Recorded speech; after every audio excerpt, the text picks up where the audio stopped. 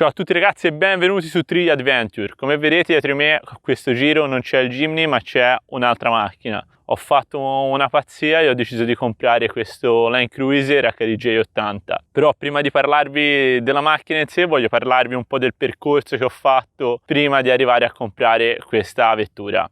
Ragazzi, praticamente un anno e mezzo fa circa, era luglio del 2020, sono andato in vacanza in Corsica con il mio amico Tex e quando siamo arrivati alla spiaggia di Ghigno con il Gimmino abbiamo visto parcheggiata lì una macchina bellissima, questa macchina bianca con paraurti uso gravoso davanti e dietro, doppia ruota di scorta, tetto tagliato che si apriva. Guardate, ma che macchina è? Non l'avevo mai vista assolutamente una macchina del genere. Guarda, vedo Toyota, bella però. Mai vista. Cos'è? Cosa non è? Vedo la targa, targata Italia. Sicché subito con il mio amico, dopo aver mangiato, ci dirigiamo in spiaggia, c'erano circa 3-4 coppie, non di più. E mentre cammino tutti ciao, bonjour, ciao, hello.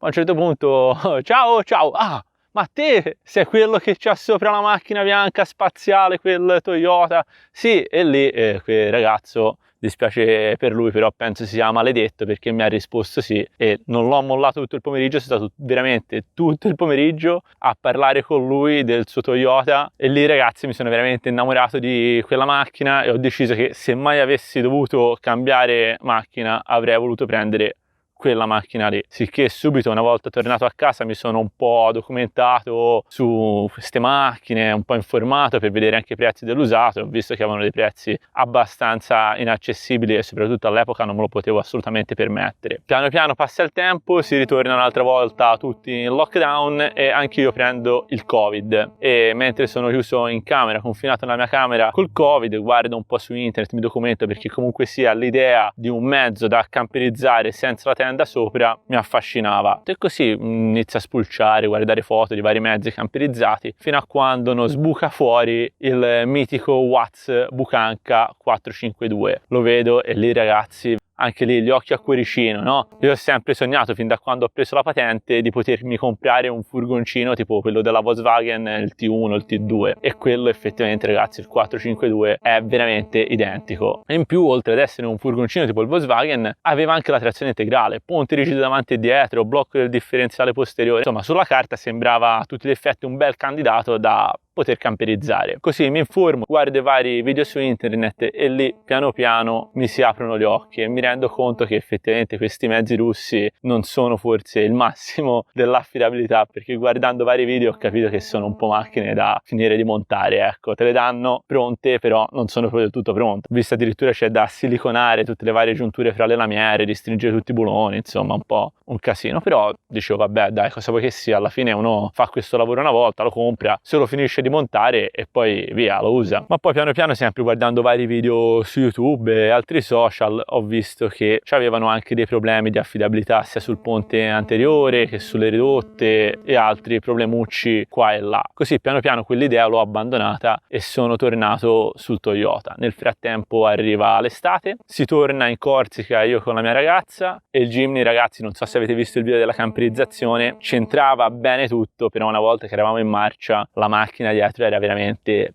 piena di roba, cuscini, scatole, di tutto c'era e mi rendevo conto che comunque sia lo spazio nel Jimny è veramente limitato. Inoltre anche la potenza del Jimny non è così eccelsa e con tutto quel peso dietro in salita faceva un po' fatica e quindi si torna al solito a Ghigno probabilmente è la spiaggia degli 80 e arriva un ragazzo spagnolo col suo Land Cruiser 80, bellissimo amaranto, veramente bello e così mi ci metto un attimo a parlare, lui mi fa no perché sai la mia ragazza vorrebbe un Jimny, io gli faccio io vorrei un 80, facciamo a cambio, poi vabbè questa trattativa non va in porto purtroppo per me.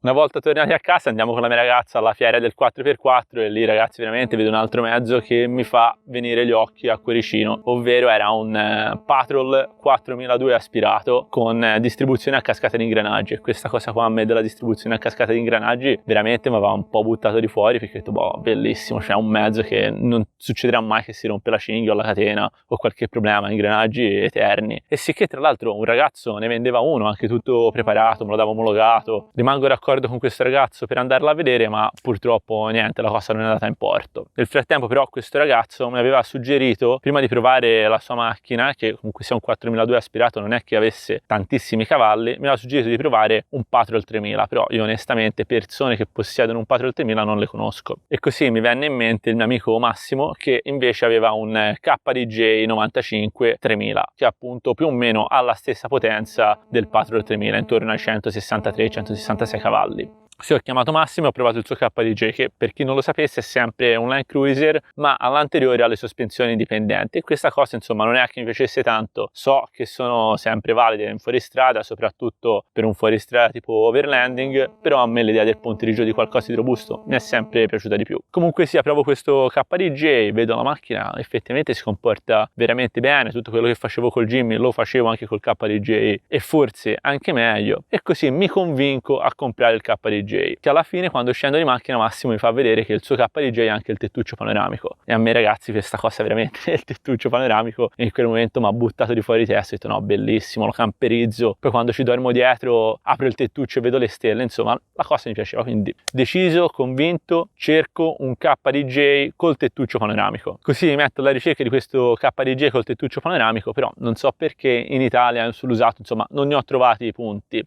E comunque sia, l'idea dell'80 a me mi tornava sempre alla mente, l'avevo rivisto in Corsica, insomma mi piaceva come macchina. Così inizio a guardare anche all'estero, ne vedo uno bellissimo in Belgio che non costava neanche troppo, bianco con tutti i colori dietro, rosso, arancione e giallo, originale della Toyota, e poi scopro che a Tenerife effettivamente di 80 è pieno e te li tirano quasi dietro perché hanno dei prezzi veramente bassi, intorno ai 10.000 euro. Così subito lampadina, ho un amico a Tenerife che tra l'altro lavora in un concessionario, e ti ringrazio Francesco per tutto il tempo che mai sopportato, e chiamo Francesco e gli dico guarda Francesco, cerco così un 80, ma secondo te poi si può portare da Tenerife all'Italia, perché comunque Tenerife è Spagna? Sì, non ci dovrebbero essere problemi. Così insomma mi metto alla ricerca, se ne trova anche uno bellissimo amaranto, se non che alla fine scopro che Tenerife, anche se è Spagna, ha un regime fiscale completamente diverso dall'Europa, e per portare una macchina da Tenerife in Italia è come portare una macchina da fuori dall'Europa in Italia, quindi veramente un problema, un casino assurdo burocratico, e così purtroppo mio malgrado devo abbandonare l'idea di Tenerife e torno però sull'idea del KDJ.